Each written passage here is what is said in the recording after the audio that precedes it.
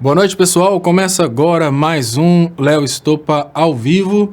Eu queria agradecer a todos vocês, em especial, pela paciência hoje, que eu tive aí alguns probleminhas para iniciar a live. Muita coisa acontecendo. Eu não estou tendo tempo de ir à praça dar milho aos pombos, então já vamos começar imediatamente aqui com os comentários que estão aqui no canal do Estopa. Isso porque os comentários já estão rodando há alguns minutos. Eu queria agradecer vocês. Pedir para vocês compartilharem, por favor, para aumentar o alcance.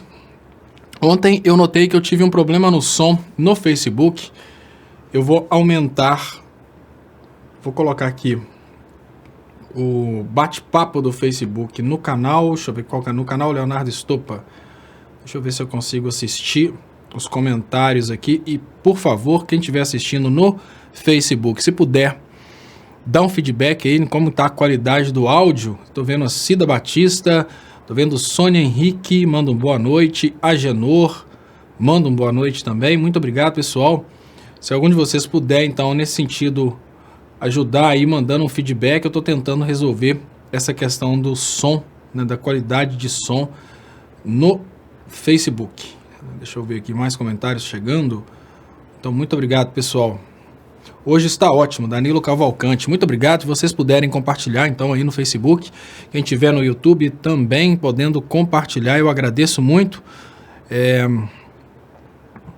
Felipe Amorim está aqui revoltado. Felipe Amorim foi eleitor da Tabata, e uma coisa que a Tabata nos mostra é que é possível você tomar votos fazendo de conta que é da esquerda. É possível, sim, você fazer essa política aí de tomar votos fazendo uma política de que é da esquerda, mas sem ser de esquerda. E eu tenho chamado a atenção das pessoas a respeito disso. O eleitor do Bolsonaro, ele caiu na ladainha do Bolsonaro que dizia que era de direita. O Bolsonaro não é de direita. O Bolsonaro, ele é um pseudo-conservador, porque o Bolsonaro assumiu o conservadorismo como uma forma de conquistar as igrejas, e além dele ser pseudo-conservador, ele é entreguista. Bolsonaro não é de direita, ele é simplesmente entreguista. Uma forma muito simples da gente perceber como o Bolsonaro é entreguista é comparando o Bolsonaro a outros governos de direita. A gente pode voltar na extrema-direita existente na metade do século passado. A gente pode citar, por exemplo, o nazismo, a gente pode citar o fascismo, a gente pode citar, inclusive, o fascismo brasileiro, que foi aquilo que a gente chama de ditadura militar no Brasil. Todas essas versões de extrema-direita eram nacionalistas e eram completamente contra o entreguismo. Qual que é o modelo que a gente tem na realidade de hoje no bolsonarismo? Hoje nós temos um governo completamente entreguista que se diz de direita para criticar o governo de esquerda. Então, ou seja, o Bolsonaro não é de direita, e critica o governo de esquerda e se diz de direita para isso, porque ficou mais ou menos assim, olha, quem critica o governo de esquerda precisa ser de direita, mas não é necessariamente isso. O modelo de governo do Bolsonaro não é o modelo de governo do Trump. Não tem absolutamente nada a ver com o modelo de governo do Trump. Por exemplo, enquanto o Trump está fazendo parcerias para dominar países menores, o Bolsonaro está fazendo parcerias para ser dominado por países grandes. Como que a gente pode comparar uma coisa com a outra, né? Enquanto o Trump, como governo de direita, está propondo o seu país grande e acima de todos os outros países, o Bolsonaro está fazendo uma proposta do Brasil submisso ao país do Trump. Então, é muito importante que a gente consiga perceber que o modelo Bolsonaro de governo não é direita, não é extrema-direita, ele é um conservadorismo charlatão. É isso que a gente precisa ver nesse modelo bolsonariano. Muito obrigado, Neto Oliveira, pelo primeiro superchat da noite. Agradeço aqui o carinho. Léo, você quando anda nas ruas de Ponte Nova, quando vai à feira, supermercado, tem bolsominion que te provoca, te xinga, chama para o debate? Neto, isso é engraçado, veja bem. Eu tive uma experiência de ser reconhecido e abordado por um bolsominion. E foi a coisa mais engraçada. Eu já fui abordado por pessoas de esquerda nas ruas várias vezes. Foi até engraçado que quando eu fui no Maranhão, que é um estado mais de esquerda do que São Paulo, por exemplo, eu cheguei no Maranhão, aí saímos o Léo e eu para ir à praia, que era perto de onde a gente estava, e uma pessoa conheceu, tirou fotos. Depois fomos no restaurante, uma das pessoas do restaurante também conheceu, e teve uma terceira pessoa que conheceu dentro do hotel. Isso dentro do Maranhão. Quando eu estava em São Paulo, às vezes eu percebia que tinha pessoas olhando para mim de cara feia e ficavam encarando, eu passando esse carro assim. Mas nunca abordaram para brigar, para discutir. Em Ponte Nova, muito menos, porque, por exemplo, uma pessoa que chefiou o bolsonarismo em Ponte Nova, eu acho ele muito engraçado, porque ele chefiou, foi um dos chefes do bolsonarismo dentro de Ponte Nova, ele ficava me atacando, que é o Ranieri, mas o Ranieri como pessoa, ele é peça fina, tipo assim, somos colegas de infância, ele entrou nessa onda de bolsonarismo na tentativa de ficar famoso. Minha mãe foi colega de escola da mãe dele na cidade de Jequeri, ou seja, ele mora em Ponte Nova hoje, a gente está em Ponte Nova, mas nossas mães foram colegas de escola em Jequeri, que é a cidade vizinha de Ponte Nova. Então, enfim, não tem essa coisa. Eu já na academia em Belo Horizonte era engraçado que às vezes eu via umas pessoas com cara de mal me olhando assim o tempo todo que eu estava na academia. Acho que elas pensavam, aquele cara fala mal do mito, mas nunca fui abordado. Mas eu falei que eu fui abordado por um bolsominion uma vez. E é um bolsominion que eu acho que ele virou bolsominion porque ele estava iniciando uma carreira como cantor sertanejo. E é mais ou menos regra, né? Porque quem abraçou cantores sertanejos foi o PSDB. Tem um grande esquema, quem conhece como é que funcionam os esquemas de usar a dupla sertaneja para lavar dinheiro sabe do que eu estou falando. O PSDB fez isso demais. Então, se vocês prestarem atenção, vocês vão ver que onde tem prefeito do PSDB tem dupla sertaneja fazendo show. É um esquema do PSDB isso aí. E um cantor da dupla sertaneja numa festa de um amigo, festa de aniversário de um amigo, aí um dos rapazes, né, um amigo músico, então vários músicos lá, aí um rapaz ficou olhando para mim assim, falei, cara, você parece com alguém. Você parece com alguém que eu conheço. Aí ele pegou a internet, eu falei, mas quem que é, que não sei o quê. Aí ele pegou a internet e escreveu assim, como que ele procurou por mim? Cara que fala mal do Bolsonaro. Por incrível que pareça. Ele procurou na internet pelo cara que fala mal do Bolsonaro, isso há muito tempo atrás, quando eu tinha iniciado, que eu vim no Brasil para passear, ele procurou, cara que fala mal do Bolsonaro, apareci eu lá. Aí ele olhou e falou assim, você é igualzinho esse cara. Eu falei, é meu primo. Aí ele falou, que legal e tal. Eu não sou eleitor, eu sou eleitor do Bolsonaro, mas eu acho muito legal o que esse cara fala, você é primo dele mesmo? Eu falei, não, sou eu. Aí o cara tirou foto comigo, abraçou, então enfim. Muitos bolsominions não sentem o bolsonarismo. Isso aqui é importante. Muitos bolsominions entraram no bolsonarismo por causa da espiral do silêncio. Então é muito importante a gente falar sobre a espiral de silêncio, que foi uma técnica utilizada para o bolsonarismo crescer. Eu vou dar um exemplo para vocês de uma pessoa que começou a compartilhar coisas do Bolsonaro, eu coloquei a mão na cabeça e falei, eu não acredito que eu tô vendo uma coisa dessa. Meu primo. Assim, eu sou de uma família que, graças a Deus, pouquíssimas pessoas fizeram essas postagens aí do Bolsonaro. E meu primo, rapaz bom, não é babaca, começou a postar isso. Por quê? Porque ele também é cantor de música sertaneja. A espiral de silêncio é isso, gente. Você naquele contexto, você acaba sendo obrigado a repetir o que as pessoas daquele contexto estão fazendo.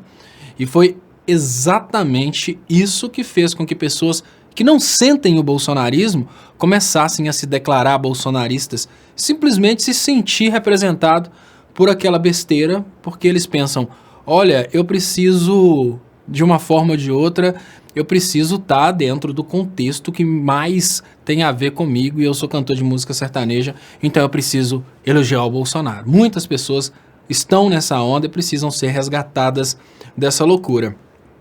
Deixa eu trazer aqui, eu fui trazer o comentário e pegou a tela errada. Isso às vezes acontece principalmente com dias igual hoje, que a coisa foi um pouco corrida, mas vamos tentar. Deu errado de novo. Isso é porque são possíveis 3 possibilidades e a tendência natural é que você erre as primeiras, né? Lei de Murphy. Se existe 80% de chance de alguma coisa dar certo, os 20 vão prevalecer. Aí você muda, se existe 90% de chance, também o ruim vai prevalecer. Mas se existe 99% de chance de dar certo, não, 1% que dá errado vai dar certo. Isso é a lei de Murphy. Aline Paz, muito obrigado, Aline Paz, pelo superchat aqui no canal. Leonardo Estopa, muito obrigado mesmo. Ela fala, Léo, hoje minha mãe levou um susto na farmácia. Segundo a balconista, foram retirados, a mando do governo, todos os genéricos e similares, ficando disponíveis para venda só os de marca, mais caros. Isso aí eu vou até pesquisar aqui. Porque eu não vi notícia a respeito disso. Deixa eu ver o que fala a previsão. Deixa eu ver de quando é essa matéria. Não, essa matéria é de setembro. Bom, eu não vi nada a respeito disso.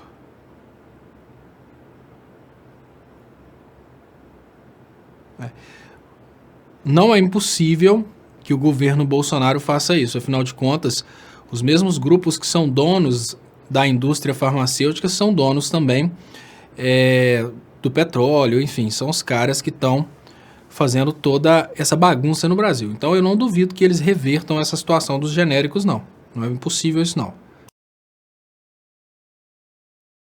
Nos países liberais, pessoal, os genéricos, nos países puramente liberais, os genéricos, eles não são uma realidade. E agora, imagine, Aline, que até o PSDB é melhor que o Bolsonaro, né? Até o PSDB, porque o PSDB fez os genéricos aí para tentar fazer de conta que era a favor do povo. E já que tem a manifestação do Felipe Amorim aqui, eu vou colocar aqui no ar. Não perco um dia de live para falar mal da Tabata traidora. Tabata traidora. A vaca fez eu fazer campanha para uma liberal. Felipe, não fica triste não. Imagina o seguinte. Ela te traiu, mas ela fez propostas coerentes e foram as propostas, e não ela, foram as propostas dela que levaram você a votar nela e fazer campanha para ela. Agora pensa diferente, Felipe. Imagina o eleitor do Bolsonaro que votou no Bolsonaro, mesmo com as propostas do Bolsonaro sendo propostas absurdas, né? Então você votou, é mais ou menos assim, você entrou numa loja e você pediu um pacote de biscoitos. O cara te entregou na mercearia um pacote que lá dentro tinha um monte de pedaço de pedra, não tinha biscoitos, mas você pediu o biscoito. Pior é o eleitor do Bolsonaro que entrou na mercearia e o cara falou, tem biscoito aqui? Não, eu quero um pacote com pedra. Né? Então fica tranquilo, não se desespere.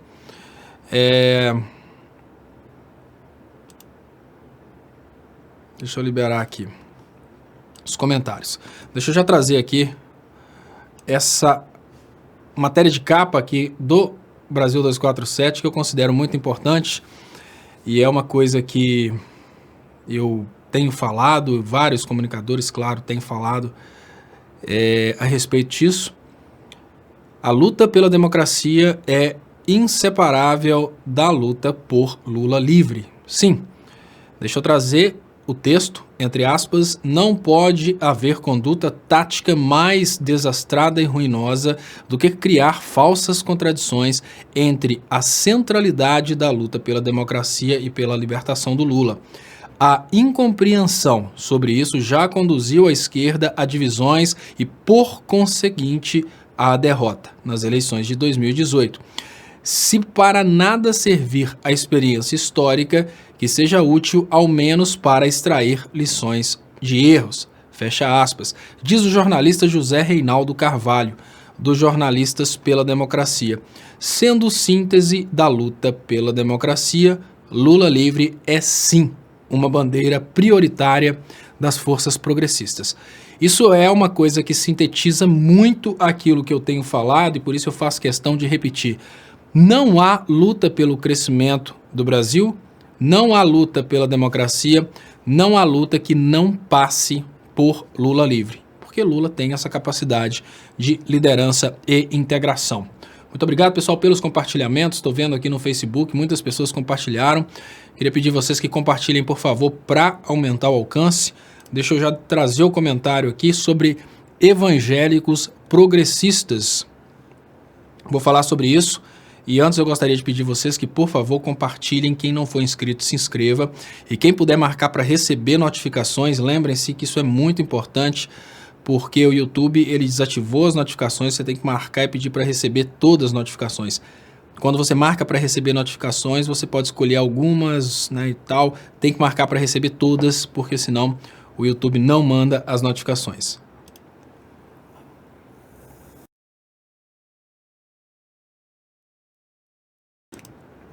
Pessoal, eu quero falar assim sobre essa questão dos evangélicos progressistas, pois a imagem que se tem deles é de que são todos bolsonaristas.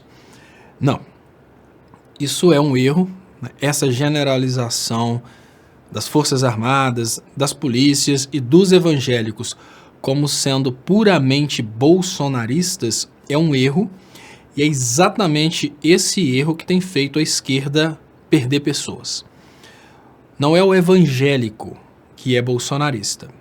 É aquela pessoa que, no lugar de servir o evangelho, ela serve igrejas. Existem várias pessoas que procuram religião e religiosidade. Porém, o que acontece, Clarice, é que algumas igrejas deixaram de ser igreja e começaram a ocupar o espaço que as boates ocupavam antigamente.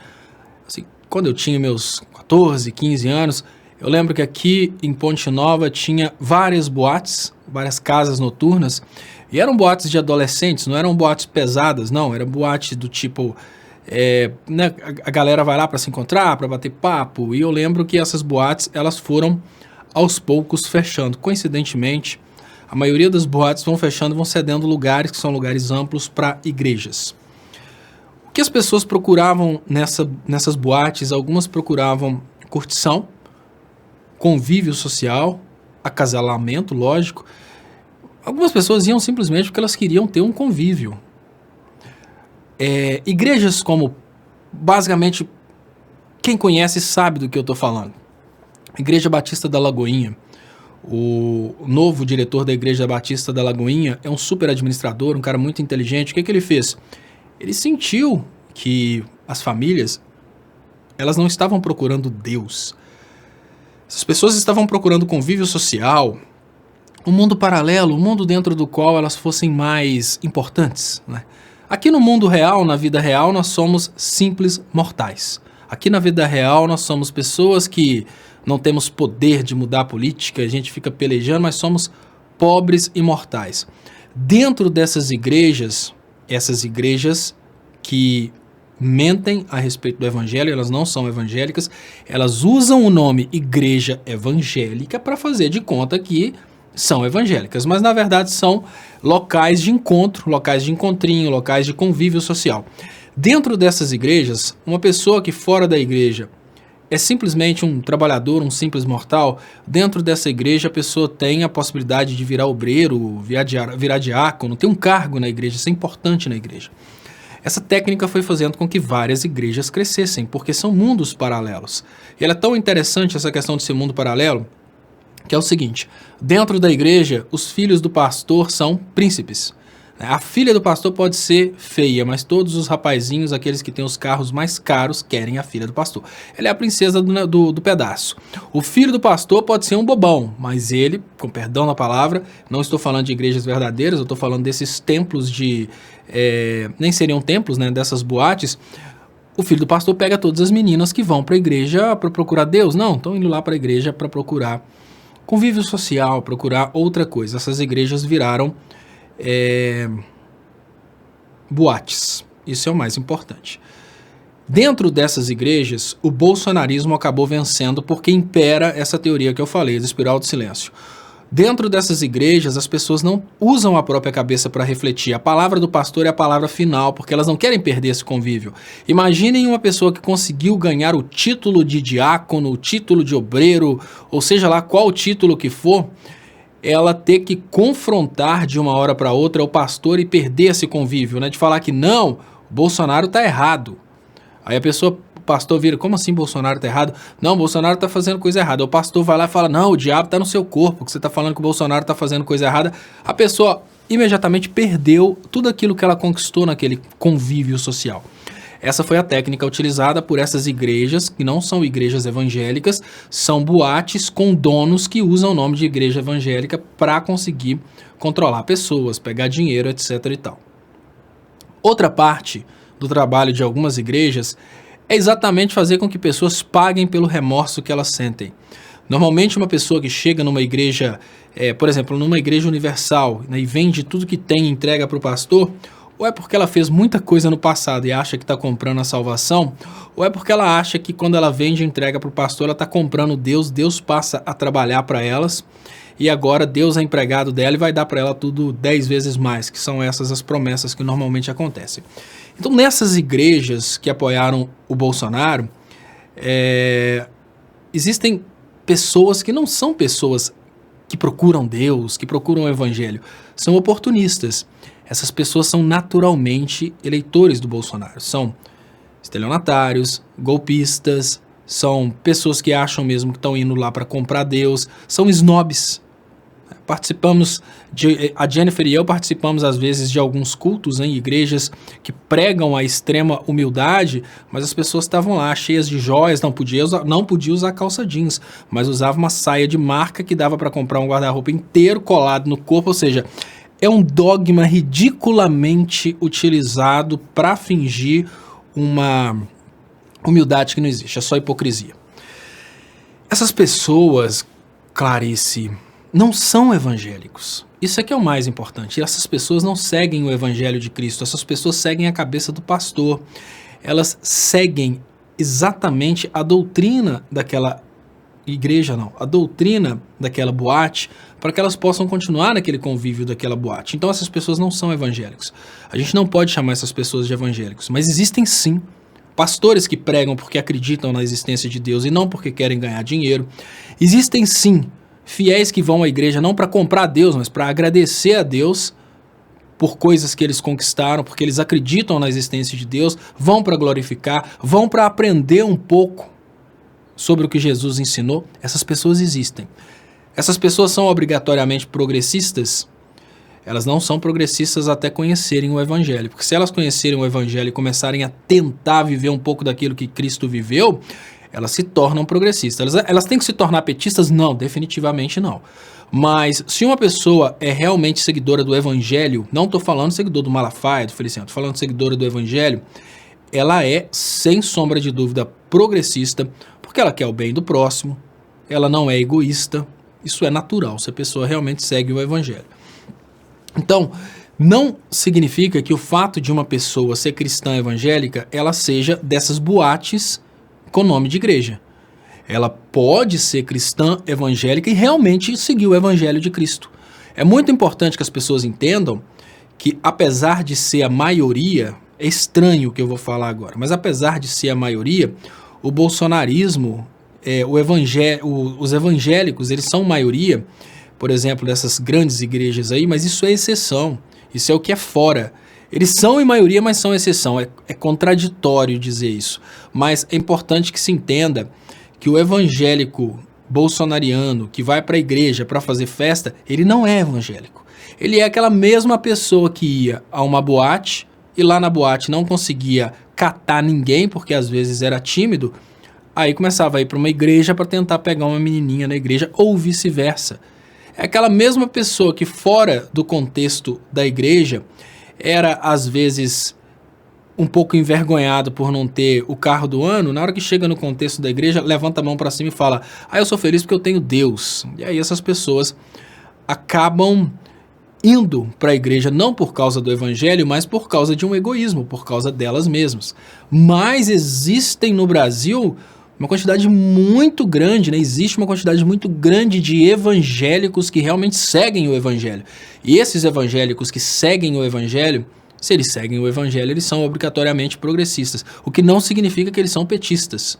Você pode ser progressista e falar, não, eu acredito no processo do Lula e eu não sou petista. Mas é preciso admitir que o Lula, fora aquele processo, ele fez um trabalho muito importante, porque ele redistribuiu renda, ele valorizou o mais humilde. Então é possível ser evangélico, ser progressista e ainda criticar o PT, por exemplo. Então não são todos os evangélicos que estão nessa vibe aí de bolsonarismo, de radicalismo, de querer matar todo mundo, né? Que tá estranho.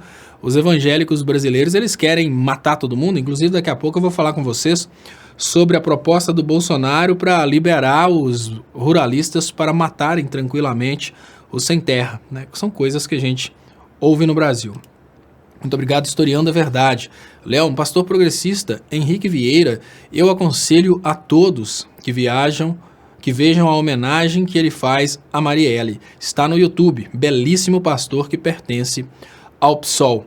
Olha, não são só pastores progressistas, são evangélicos políticos. Se vocês prestarem atenção no Cabo Daciolo, vocês vão ver que o Cabo Daciolo é uma pessoa boa. Qual que é a crítica que a esquerda lulista fez ao Cabo Daciolo? Porque ele fez críticas pesadas contra o PT. Mas o Cabo Daciolo, ele é uma pessoa que você percebe. Olha, gente, se vocês quiserem ver o que é um político fajuto, se vocês quiserem ver o que é um hipócrita, o que é um mentiroso, comparem o Cabo Daciolo com o Magno Malta, comparem o Cabo Daciolo com o Marco Feliciano, comparem o Cabo Daciolo com Silas Malafaia.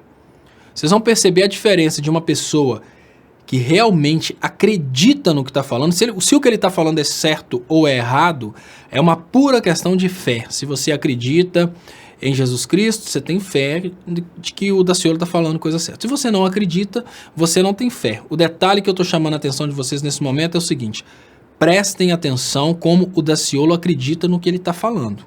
Ele realmente acredita que quando ele está falando de Deus, ele acredita que ele está falando realmente de Deus. Agora, tem um discurso do Daciolo que eu achei fantástico. O Daciolo falando que acha um absurdo a bancada evangélica criticar o Jean Willis. Aí ele trouxe a coisa mais perfeita de um cristão, que é o seguinte: o cristão não é dono da verdade. Quem é dono da verdade pro cristão de verdade é Deus.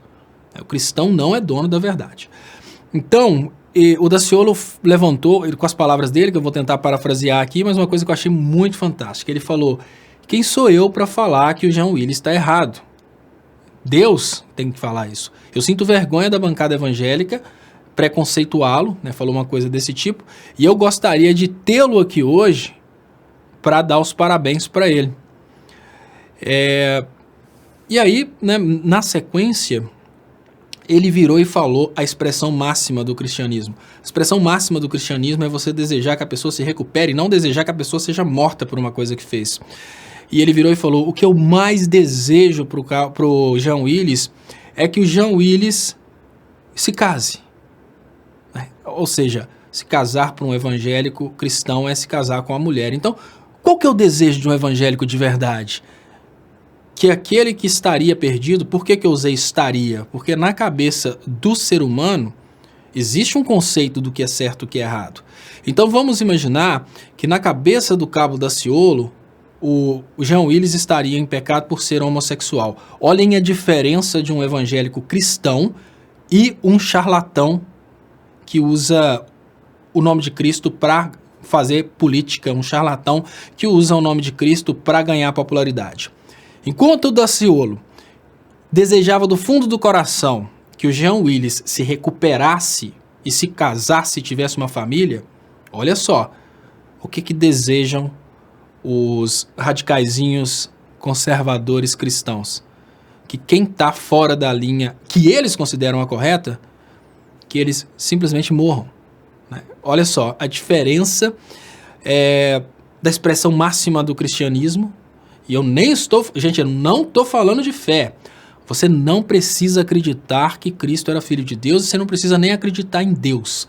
Basta você observar a síntese do cristianismo: curar o ser humano doente. Essa é a síntese. Então, por mais que possa parecer absurda a ideia, um cristão de verdade, não estou falando de malafão nem de gente que segue Feliciano, estou falando de hipócritas não. Estou falando de um cristão de verdade. Um cristão de verdade jamais falaria em pena de morte, porque Jesus Cristo falava em recuperação. Então é mais ou menos assim: aquele camarada pecou. Você não tem que atirar pedras nele nem acusar, você tem que trabalhar para recuperar. Ah, não, eu não vou fazer nada. Não, você está errado, a sua obrigação como cristão é recuperar. Então, quando você pensa dessa forma, Clarice, você vê que os evangélicos de verdade são aqueles que seguem o evangelho. Então, naturalmente, eles são progressistas. Não necessariamente são petistas, mas são progressistas. Por quê? Porque Cristo era, talvez, a maior expressão da redistribuição de renda, de direitos, redistribuição de renda, de direitos, de oportunidades. Ele era a expressão máxima disso. E hoje isso é extremamente criticado pelos conservadores que se dizem cristãos. Então, basicamente, o que a gente vê hoje é uma hipocrisia de altas montas. Mas são os hipócritas. Eu falo até diferente. Você fala, fale um pouco dos evangélicos progressistas. Eu digo até diferente. Aqueles evangélicos que não são progressistas não são evangélicos. São charlatões, são enganados, ludibriados, ou simplesmente babacas que se dizem evangélicos porque sabem que isso acaba facilitando as coisas.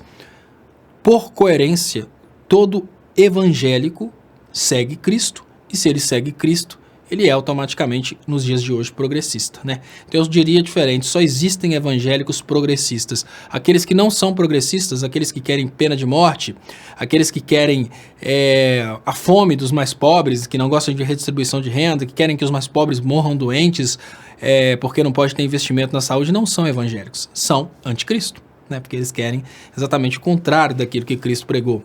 Historiando a verdade. Obrigado pelas pessoas que vieram para o meu canal por você. Então, o Historiando a Verdade está aqui, gente, agradecendo todo mundo que foi conhecer o canal dele.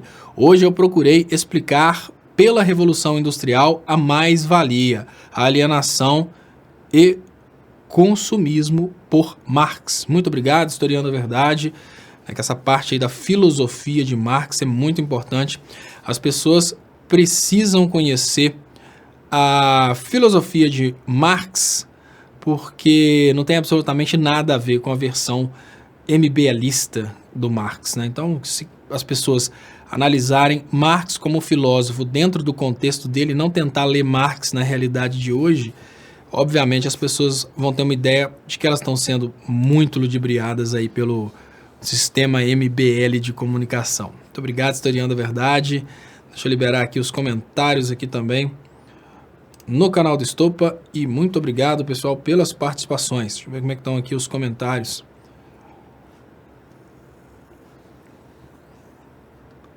Mais um canal aqui, ó, Ciências Humanas TV.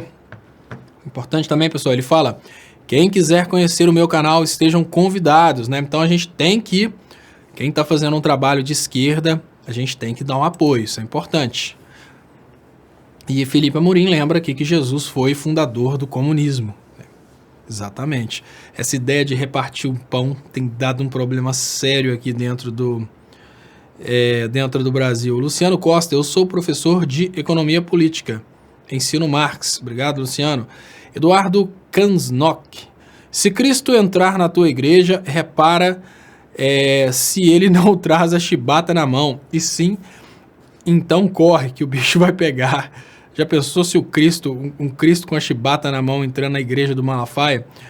Frederickson Oliveira: Léo, existe os crentes e os cristãos. Crente acredita em tudo, cristão segue Jesus Cristo. Olha aquilo, muito boa a contextualização. Existem os crentes que creem em quê? Crê no pastor, crê em tudo, né? Crê na vizinha que, para aparecer, começou a inventar que fala, que tem dom de línguas, crê em tudo. Existem Os cristãos seguem Cristo. Então os cristãos são naturalmente progressistas porque seguem Cristo. Deixa eu... E aqui o Érico Souza fala das aventuras sexuais do Feliciano. Henrico Souza fala: Feliciano é comedor de prostituta. Pegava uma aqui em Maraba, no Hotel Goldville. Deixa eu agradecer aqui. Josefa Eva da Silva. Muito obrigado, Josefa. Léo, não consegui acompanhar suas lives desde sexta. Pode comentar sobre a força, a esperança que Lula transmite? Sim, Josefa, claro. Eu gosto, inclusive, de repetir isso. Deixa eu agradecer aqui também a ajuda aqui, ó, do Ulisses Bruno Cavalcante. Pedir vocês, pessoal, por favor, compartilhem para a gente aumentar o alcance, né? Isso é muito importante, a gente aumentar o alcance dos canais de esquerda. Eu queria agradecer muito o Ulisses Bruno Cavalcante aqui, mais uma vez, pelo Superchat. O Superchat é muito importante para o crescimento dos canais. E a Josefa pede para falar sobre a esperança que o Lula transmite. Sim, Josefa, isso é muito importante. Adalberto Miguel pergunta: boa noite, Léo. Se o Tacla Duran sabe, por que não abre o bico? Adalberto, o Tacla Duran sabe, ele abriu o bico, mas o Brasil ignora. Eu ignoro? Não. A justiça ignora, a polícia ignora, todos ignoram. Então, o Tacla Duran, ele explicou como funciona o esquema de redistribuição de renda da corrupção. Segundo o Tacla Duran, não havia na Lava Jato uma luta contra a corrupção, mas o que eles queriam era pegar o dinheiro da corrupção para dividir entre eles. Só que o Tacla Duran não é, obviamente, ouvido. Então, qual que é o problema? Não tem uma, digamos que, audiência oficial, por exemplo, de um juiz que esteja investigando o Sérgio Moro, por exemplo. Não tem isso, não tem uma pessoa investigando o Ministério Público, o Tacla, não tem uma investigação contra, por exemplo, o Dallagnol, e essa investigação queira ouvir o Tacla Duran. O Tacla Duran falou tudo, mas ninguém do poder está dando ideia, porque eles sabem que é verdade e que não dá para fazer absolutamente nada sobre isso. Não aumenta o diesel, mas aumenta a gasolina direto. Amanhã vem mais 3,5%. Olha, Beto. E vai subir, gente. As fontes de energia são todas concorrentes. Agora que nosso super mega arqui-presidente decidiu que a gente não vai ter mais horário de verão, esperem mais aumentos, porque as fontes de energia são, obviamente, complementares e concorrentes. Se a gente aumenta o consumo de energia elétrica, a tendência natural é que aumente também o preço dos combustíveis fósseis, né? Porque ele começa a utilizar combustíveis fósseis aí para queimar para funcionar termoelétricas. Geraldo Barbosa: Léo, vi na íntegra a entrevista do presidente Lula. Que pena ver esse notável homem preso. Como fica a consciência dos que prenderam sem prova? Força, Lula. Abraços, Léo. Beijos na Luísa. Geraldo Barbosa, a consciência fica muito tranquila, porque o que os que prenderam sem prova querem é tomar o poder e encher o bolso de dinheiro. Eles não estão nem aí se vão matar milhares de crianças com essas políticas. Eu vou falar daqui a pouquinho, tá, Josefa? Tô lendo os superchats aqui, daqui a pouco eu vou falar sobre essa questão da esperança concentrada no Lula. Especialista federal, obrigado pela participação aqui, especialista federal, todos os dias com a gente. Aquele comunista na Santa Ceia dividiu o pão em 13, foi em 13 pedaços, comunista e petista, esse Jesus. Por que não segui-lo? Se o eleitor do Bolsonaro pensar dessa forma, ele vira satanista, né? O Jesus dividiu o pão em 13 pedaços, e o cara vai e vira satanista por causa disso e começa a usar a hashtag somos todos satanás. Historiando a verdade, isso é óbvio, porque o homem é uma criação divina, portanto, está acima da palavra, que é o dogma, né? A palavra está em função do homem e não o contrário. Deixa eu agradecer aqui também Ulisses Bruno Cavalcante. Léo, sou motorista de aplicativo e peguei um pastor da Igreja Batista elogiando o Bozo e falando que a governadora do RN merecia levar umas porradas. inacreditável. Sim, Ulisses. Antigamente a gente tinha a ideia de que o pastor era uma pessoa boa, né? O pastor era, assim, eu lembro que quando eu era mais novo, a gente imaginava o pastor como sendo aquela pessoa serena, aquela pessoa que não tivesse maldades. Não, o pastor é simplesmente um ser humano como todos nós, que agora vai ganhar menos dinheiro que ganhava antes, como todos nós. Afinal de contas, estamos em recessão, sem salário, né? Sem emprego não há salário, e sem salário não há dízimo. Então não se impressione com isso. É mais ou menos isso que tem acontecido mesmo. Os pastores continuam elogiando o Bolsonaro, porque eles precisam criar essa ideia de... E olha, pastor admitir que errou vai ser difícil. Porque, olha, pastor, gente, ele se acha muito representante de Deus, ele não conseguiria de forma alguma admitir que errou. Então nós estamos numa sinuca complexa, porque não vai ser possível fazer com que os pastores admitam que erraram, e também não vai ser possível resolver o problema se a gente não diminuir o número da massa de manobra. O pastor é pastor boa comunista. Sim, ele também peca. Quem cuida dele é Deus. José Benedito da Silva Silva. Pastor é a raça mais maldita que existe na face da terra. Pronto, falei. Calma, José Benedito. Tem muitos pastores bons, tá? Os cultos desses pastores são satânicos. Já viram como gritam com o demônio no corpo? O que você acha do anarcocapitalismo, Defi? Olha, Defi, bom, o que seria a pergunta que a Defi está fazendo? E eu vou começar tentando dizer o que é minha compreensão do anarcocapitalismo, tá, gente? A ideia do anarcocapitalismo seria a ideia de um capitalismo não regulado. E como que seria isso? Imaginem um local, pessoal, dentro do qual o Estado não existisse. E nesse local onde o Estado não existisse, a gente não tivesse obrigação de fazer nada, e a gente não tivesse que pagar impostos, a gente fosse viver simplesmente trocando as coisas, e você produz, porque você produz, você vai e troca o que você produziu, seja por dinheiro ou seja mesmo por uma mercadoria, né, que estaria disponível através de outro produtor. E o que eu penso, Defi, é o seguinte: o anarcocapitalismo, ele seria perfeito, né? Seria perfeito imaginar a possibilidade da humanidade se autorregular e as pessoas se respeitarem, né? E se não ter necessidade do Estado, por exemplo, seria muito bom.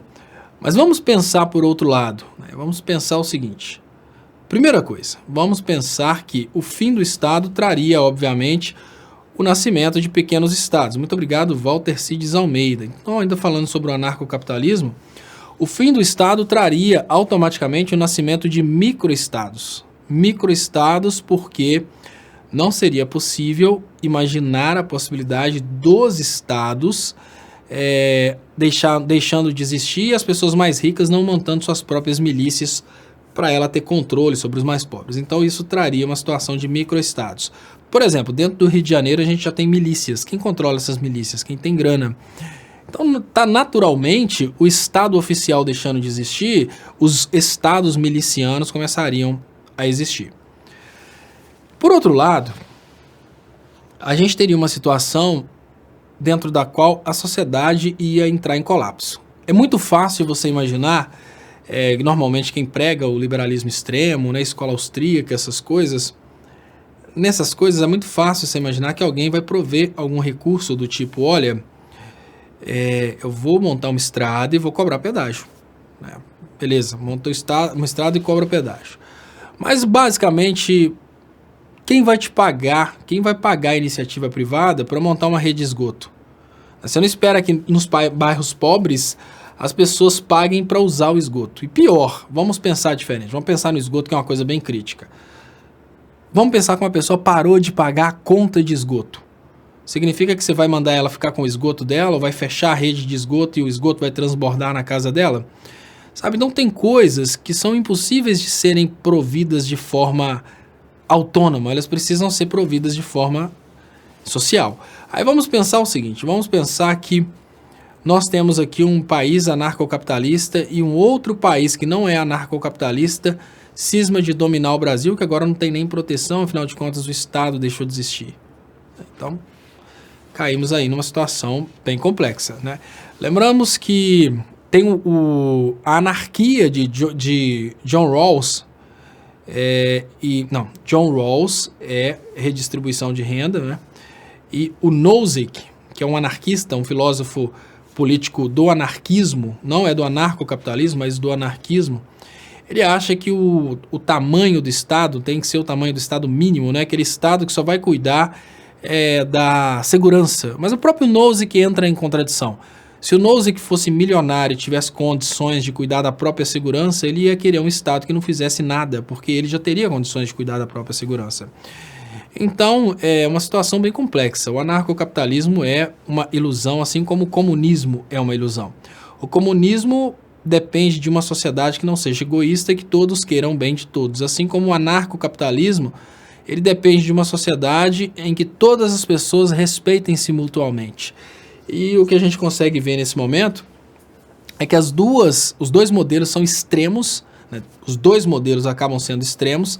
Um é um modelo de um Estado que acaba controlando demais o cidadão, mas um cidadão que se aceita controlar porque ele quer a vida em comunidade. E, por outro lado, é um sistema que a ausência de Estado, ela dá liberdade demais, mas ela acaba tirando a segurança. Então, você pensa, não, mas aí as pessoas se unem para contratarem a segurança. Volta a ser Estado, né? Porque as pessoas se uniram, né, para montar o Estado. E Famosos em Ação fala que países pobres seguem o socialismo e o comunismo. Exatamente, Famosos em Ação. Você sabe por quê? Porque a ideia normalmente é que nos países mais pobres existam mais pessoas pobres. Então, o que é a democracia, Famosos em Ação? Democracia é a expressão da vontade da maioria. Então, se você pensa que o socialismo e o comunismo conquista ideologicamente os mais pobres, um país que tem mais pessoas pobres acaba partindo para esse lado, porque os pobres pensam, não, dentro do socialismo e do comunismo, aqueles milhões que aquele camarada ganha serão divididos com a gente, né? Então seria mais ou menos isso, países pobres seguem socialismo e comunismo, porque esses países pobres, apesar de pobres, eles têm esse direito de autodeterminação e esse direito à democracia, e eles escolhem como bem entendem qual modelo que eles vão seguir. E aí eles escolhem, escolheram o comunismo. Por que você tem a ver com isso, né? Seria, obviamente, decisão deles, né? No caso do Brasil, o Brasil, durante o governo do Collor, ele escolheu o liberalismo. Durante o governo Fernando Henrique, ele também escolheu o liberalismo. Durante o governo Lula, ele escolheu o estado de bem-estar social. Aí você pega o crescimento do PIB no Brasil, você vai ver que durante o modelo estado de bem-estar social cresceu muito mais, porque as pessoas começaram a consumir mais. Então, e a Diana Telles fala que o Brasil está se transformando em estado mínimo. Exatamente, o Brasil está se transformando sim em estado mínimo. E eu vou ler essa notícia que as pessoas estão trazendo aqui, que eu acho importante. Dilma cobra investigação de violação do seu sigilo fiscal. Não foram erros, foram crimes.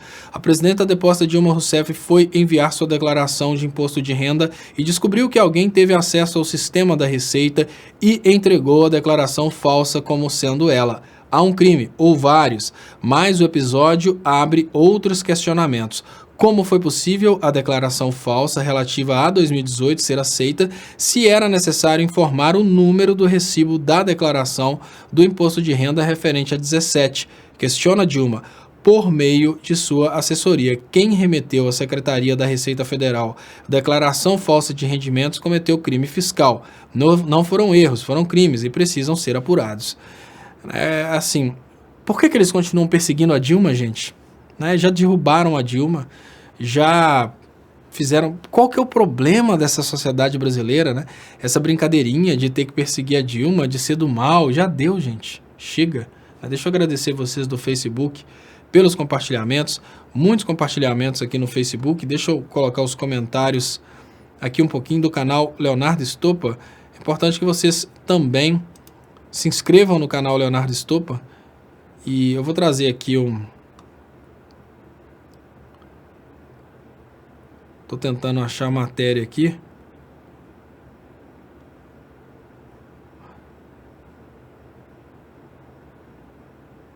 Bolsonaro quer lei para isentar fazendeiros. É essa aqui. Isso aqui eu acho importante, né? A gente está indo para uma situação de estado mínimo e a gente está indo para uma situação ainda mais bizarra. Vejam bem, Bolsonaro quer lei para isentar fazendeiros que atirarem em sem terra. Existe uma... Não, essa lei é impossível na nossa Constituição, tá, gente? Só para começar, isso é populismo. Por mais que o Bolsonaro fosse completamente sem conhecimento da Constituição Federal, ele teria, obviamente, assessoria do Moro, assessoria dos filhos, que são formados em Direito.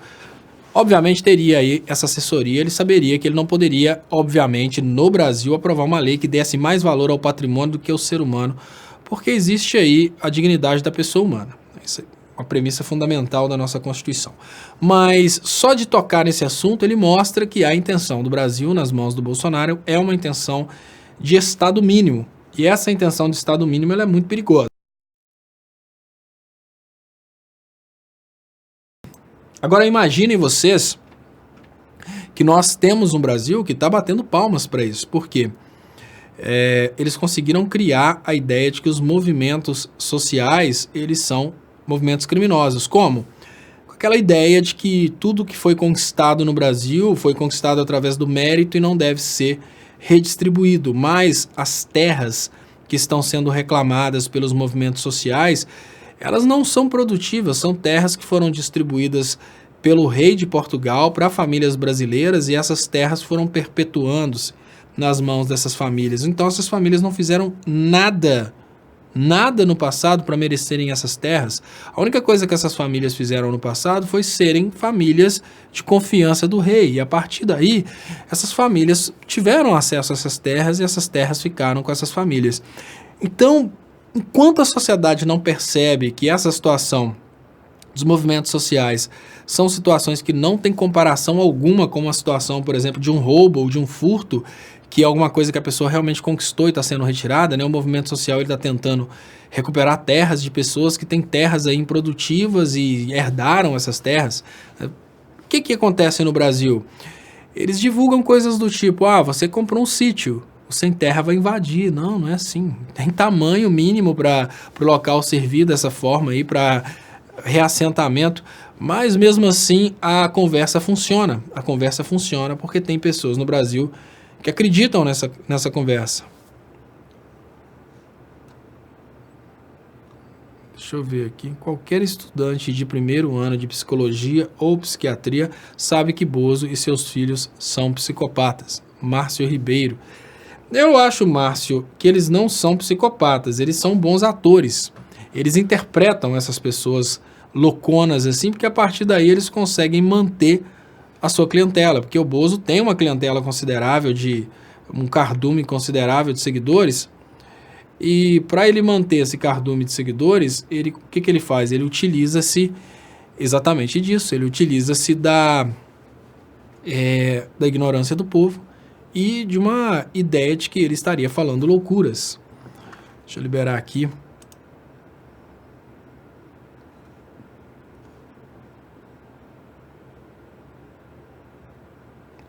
No Jornal Nacional saiu que a Suíça devolveu ao Brasil 1,4 bilhões, dando a entender que a Lava Jato está funcionando. René Gomes. Sim, René, algum dinheiro está sendo devolvido para o Brasil, sim, mas não é 1% do que foi destruído no Brasil através da Lava Jato. É mais ou menos assim. Uma pessoa chega e eu vou chegar e vou falar assim, tem um rato na sua casa, precisamos matar esse rato, né? Porque senão esse rato pode fazer alguma coisa de ruim. Aí o que eu pego? Eu pego lá um balde de gasolina, jogo na sua casa, boto fogo, sua casa toda pega fogo. Aí depois que sua casa toda pega fogo, eu chego e falo, olha que beleza, nós conseguimos matar o rato, veja que perfeito, acabei de achar aqui o rato morto. Né? Sabe, é desnecessário, acabou com a economia brasileira, destruiu completamente o Brasil, e depois de tudo isso, ficou por isso mesmo. Agora, não, mas conseguiu recuperar 1 bilhão. Isso não é nada perto do que o Brasil vai distribuir de dinheiro para deputados votarem a reforma da Previdência, né? Urgente, presidente Bolsonaro assina decreto que quebra sigilo das movimentações de dinheiro público. Nasce o novo Brasil. Ô, Rejane, Rejane, olha, deixa de ser boba. Existe já uma lei olha, Rejane, só para você ver como é que bobo é bobo em todos os sentidos, né? Vou colocar aqui, ó. Vou tentar achar aqui, porque nessas horas fica mais difícil de achar. Princípios da administração pública. Princípios da administração pública. Deixa eu ver se eu acho aqui.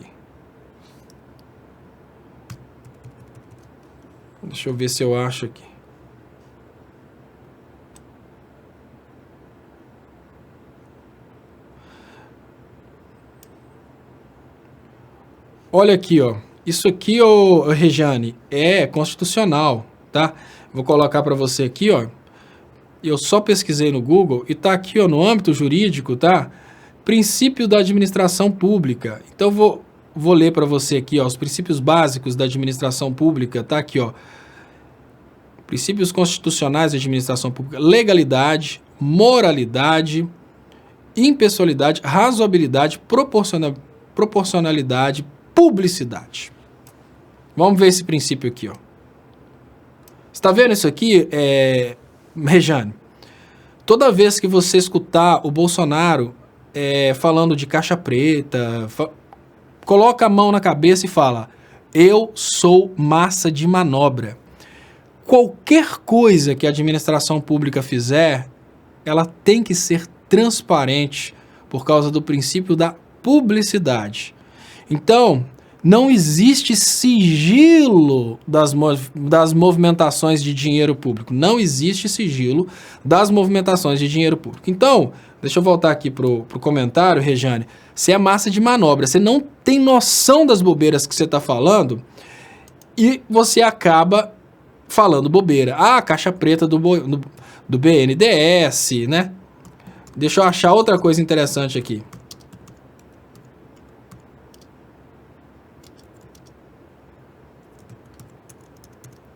Deixa eu ver se eu acho outra coisa aqui. Olha aqui. Então, eu vou voltar aqui para o princípio da publicidade. O que é o princípio da publicidade, Rejane? É a ideia de que todos os atos da administração pública, eles precisam ser... Ah, a caixa preta do BNDES não pode.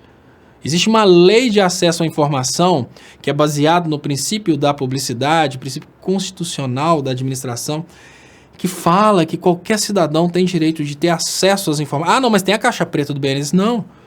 Toda a informação do BNDES já era disponibilizada para todo brasileiro.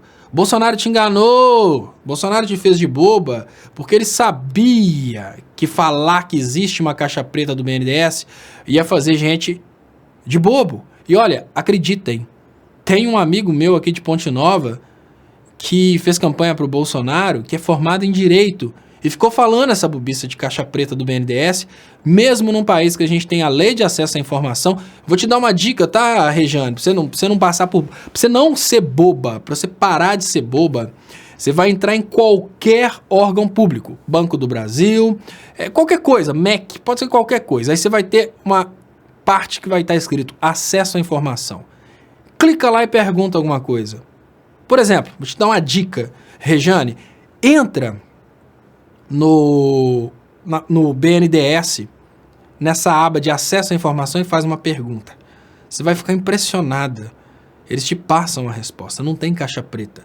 Principalmente num banco que tem a quantidade de dinheiro que entra, você tem que explicar a quantidade de dinheiro que saiu. Mas é com essas mentiras que o Bolsonaro enganou as pessoas, falando que o governo anterior escondia as coisas, né? Dava dinheiro para Cuba e escondia. Aí olha aqui. Câmara derruba decreto assinado por Mourão sobre sigilo de documentos públicos. Rejane, se está nascendo um novo Brasil, não é através do governo Bolsonaro. O governo Bolsonaro tentou estabelecer o sigilo nas movimentações de dinheiro público. É o contrário. Você está entendendo que você está sendo feita de idiota? Veja bem, a lei atual ela proíbe qualquer tipo de sigilo nas movimentações de dinheiro público. A lei de acesso à informação e um princípio constitucional da publicidade nos atos públicos. Em contrapartida, quem tentou criar a possibilidade de sigilo foi o governo Bolsonaro através do Mourão, quando o Mourão estava governando no Brasil.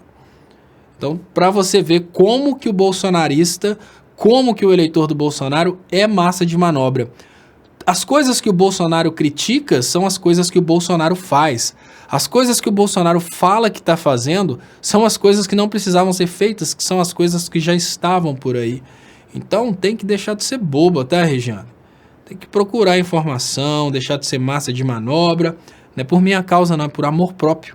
Quando você é massa de manobra, você está se destruindo. Você não está prejudicando o Leonardo Stupp. Leonardo Stupp, eu estou tranquilo aqui. Eu olho para você e falo, mais uma pessoa boba que acredita que o Bolsonaro realmente está decretando quebra de sigilo das movimentações de dinheiro público. Não tem sigilo nas movimentações de dinheiro público. É uma prestação de conta para a sociedade. O dinheiro é público. Então, dá uma pesquisada antes de sair compartilhando as coisas para evitar de ser feito de bobo. Não precisa ser feito de bobo. Então, muito obrigado aqui às pessoas que estão participando. Muito obrigado. Muito obrigado também às pessoas do Facebook. Estou vendo aqui várias pessoas participando aqui pela página Leonardo Stupp aqui no Facebook. Muito obrigado, Joana Alves da Silva, Gilmar Epifânio, muito obrigado mesmo, pessoal. Matilde Ribeiro, muito obrigado, Elizabeth Abreu, muito obrigado mesmo, pessoal, pelas participações de vocês. Vera Marinho fala, Bolsonaro só enganou e engana os trouxas. É desesperador como ele consegue, digamos que... Bira Júnior, por que algumas grandes igrejas evangélicas se deixam dominar por Israel se os judeus não acreditam que Jesus é Deus? Bira, porque não são igrejas evangélicas. Isso é o mais importante, que as pessoas entendam. Essas instituições que tem no Brasil, que se assinam como igrejas evangélicas, elas são, na verdade, instituições de doutrinação à submissão ao povo de Israel. O que é ensinado para a massa de manobra que vai para essas igrejas?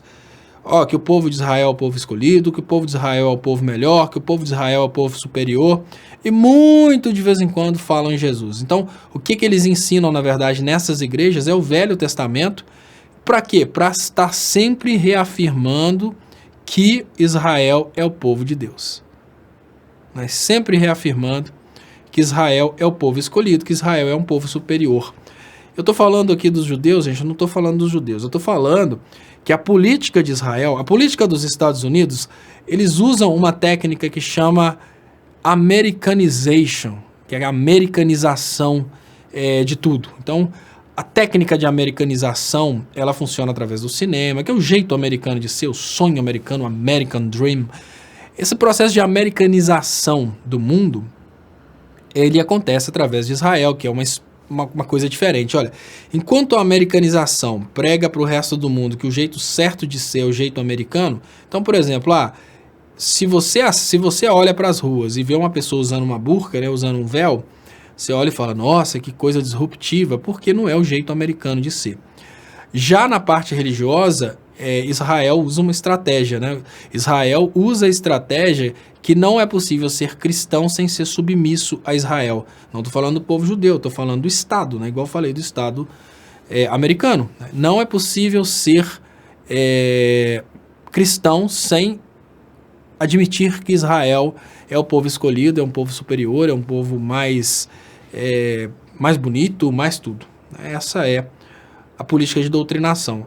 Então Israel utiliza, assim como os Estados Unidos, utilizam emissoras de televisão ao redor do mundo, utilizam o cinema, utilizam outras formas de comunicação para criar essa americanização do mundo. Israel faz uso das igrejas evangélicas para criar essa ideia ao redor do mundo de que Israel é o povo escolhido, é o povo melhor, é o povo superior e etc. Geraldo Magela pergunta onde foram os milhões de Gedel, Temer, Aécio, Serra, Romero Jucá, Aloísio, Geraldo Alckmin, Renan Queiroz, FHC, outros políticos. Boa noite, Léo. Boa noite, Geraldo Magela. Esses milhões foram para qualquer lugar, Geraldo, menos para nós, porque a gente não vê esses milhões e também a justiça não quer saber, não, nem a polícia, nem a justiça. Adancio Rover, Lula é o antídoto contra este câncer oportunista que está tentando matar esse país. Bozo é representante do maligno que veio corromper o povo. Eu também concordo que o Bozo é representante do maligno. Muito obrigado mais uma vez a Adancio Rover pelo superchat, muito importante para o crescimento dos canais. Gilmar Ferreira, fala para ela que barata não tem plano de voo igual esse Novo Brasil. É mesmo, a barata ela voa, ela até consegue assustar quem está perturbando ela, mas ela não tem plano de voo, ela não consegue sair de um lugar. É bem interessante, Gilmar Ferreira, eu nunca pensei nisso não. Oi, Léo, avisa pro povo que a lei da transparência, né? O Marinilton Gottschall. Léo, passei a tarde explicando para um Bozo, através de dados, que os árabes não comprando frango não vai ser bom para aumentar a oferta interna e baixar o preço de frango. Mentes lavadas. Nossa, será que a galera tá pensando que o Brasil vai... Porque, olha, Marinilton, isso vai gerar um colapso, né? Vai aumentar, sim, a oferta de frango dentro do Brasil, mas gera um colapso na balança comercial. Será que os bolsominions estão imaginando isso, né? Tipo assim, é como se a China parasse de exportar e falasse, vamos comer... Se bem que os bolsominions pensam assim, quando a gente fala sobre negócios internacionais, eles falam, pô, mas o Brasil investiu esse dinheiro fora do Brasil, por que o BNDES não investiu na saúde? Pô, retardado, o BNDES abriu uma linha de crédito para o país tal comprar um serviço do Brasil, mas esse país paga a linha de crédito. O Brasil não tinha esse dinheiro, né? É como se falasse assim, olha, mas aquele padeiro comprou tantos sacos de farinha de trigo, por que ele não compra um carro? Ô retardado, é porque a farinha de trigo é o movimento diário de dinheiro do cara, né? E se ele comprasse um carro, ele ia ter que parar de fazer pão, porque aí ele gastou o dinheiro que ele precisa para fazer o giro dele. Então o BNDES é a mesma coisa. O BNDES não pegou um dinheiro e deu para Cuba ou para qualquer lugar, como eles falam, né? Uma empresa brasileira foi prestar serviços lá. E mesmo sendo essa lógica, que é uma lógica básica e simples de entender, os caras continuam repetindo que não... Mas por que o Brasil deu dinheiro para Cuba em vez de ter investido em hospital, né? Então... que o Brasil está bem pagando aquilo que ele merece pagar, né? Muito obrigado aqui mais uma vez a Adancio Rover. Deixa eu trazer aqui. Quem não acredita que o demônio existe é só olhar a figura desse verme traidor, Bolsonaro. Essa maldição é a própria figura negra do maligno. É o demônio como maligno.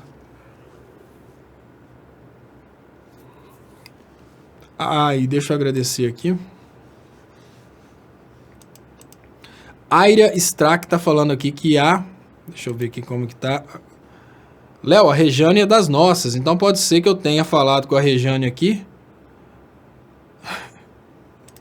Pode ser que eu tenha entendido que a Rejane seria uma pessoa comemorando, né, a lei o decreto transparente do Bolsonaro. Alberto Hoffman, Lula deu dinheiro para todos os países comunistas. Ô, Alberto, será que não foi o Silvio Santos, não? Né, que tá aqui, ó, Alberto Hoffman falando, Lula deu dinheiro para todos os países comunistas. Não apague essas mensagens, não, Tatiana, porque essas mensagens são importantes pra gente zoar. Aí eu pergunto, Alberto, quem ficava fazendo aquela campanha do quem quer dinheiro é o Silvio Santos.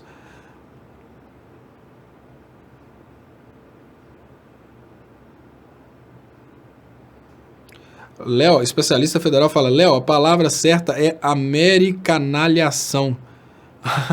Americanalhação. E não americanização. Fala sério, né? Digamos que é a difusão da canalice americana ao redor do mundo. É mais ou menos isso mesmo, especialista federal. Obrigado. Nelson Júnior. Léo, para quem ainda tem dúvidas sobre acesso à informação, procurem na internet o livro verde do BNDES. Está tudo detalhado. Não existe caixa preta. É porque o livro era verde, né? E a galera estava esperando o livro preto. Aí não veio o livro preto, aí a galera ficou em desespero. Deve ser isso. Muito obrigado, Nelson Júnior, pela participação, pelo superchat, que é muito importante para o crescimento dos canais. A deforma da Previdência é a transferência do dinheiro dos trabalhadores idosos e pobres para banqueiros.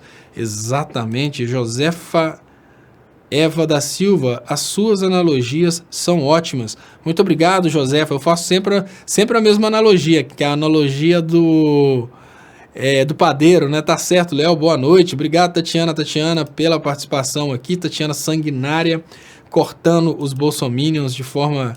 Mas tem que deixar pra gente rir um bocadinho. Deixa eu ver aqui, o Historiando a Verdade. Léo, um dia poderíamos marcar um bate-papo ao vivo para troca de conhecimentos. Seria muito legal, porque você tem muito passar e eu também, pois nossas especialidades científicas são diferentes. Deixa eu trazer de volta aqui. Né? Sim, precisamos. Nós temos realmente que armar uma live e começar a fazer um trabalho conjunto. Né? Isso é muito importante. Bolsominion é puxa-saco porque sonha em latir num quintal de Miami um dia. Né? E o Bolsominion de fora do Brasil achava que ia ganhar alguma cidadania americana, né, que o Brasil ia ser dos Estados Unidos e nós seríamos americanos. Aí o Bolsonaro descobriu que não. Descobriu que vai ter que os ilegais brasileiros vão ser entregues pelo próprio consulado brasileiro. Deixa eu ver aqui. Bolsonaro quer ser escrito na história como o presidente mais ridículo do mundo. E eu penso que o Bolsonaro é um dos responsáveis pela eleição na Espanha, tá, pessoal? Bolsominion é o melhor cachorro que a gente pode comprar, pois ele defendeu seu dono a todo custo. O Bolsominion é realmente muito fiel, né? Nirla Dias. O Bolsominion...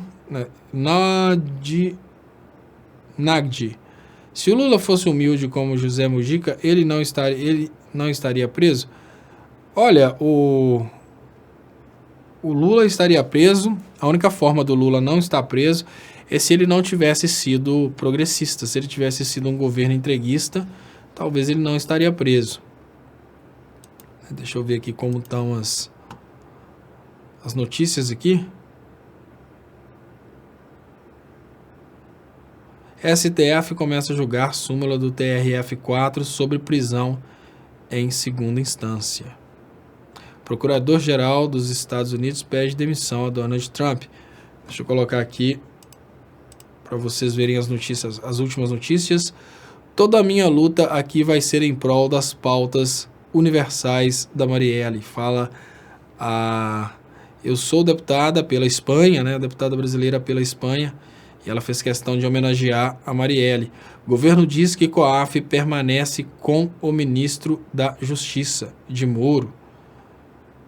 Presidente do BB diz que pedido de Bolsonaro para reduzir juros era brincadeira. Freixo, Bolsonaro é um presidente criminoso defendendo execuções no campo. Lembrando do projeto sanguinário do Bolsonaro para facilitar para que as pessoas possam ser executadas de uma forma tranquila, né? E, gente, eu acho isso uma coisa completamente... Deixa eu ver se eu trago para cá esse mouse e consigo colocar aqui. Eu acho esse populismo do Bolsonaro uma coisa muito estranha.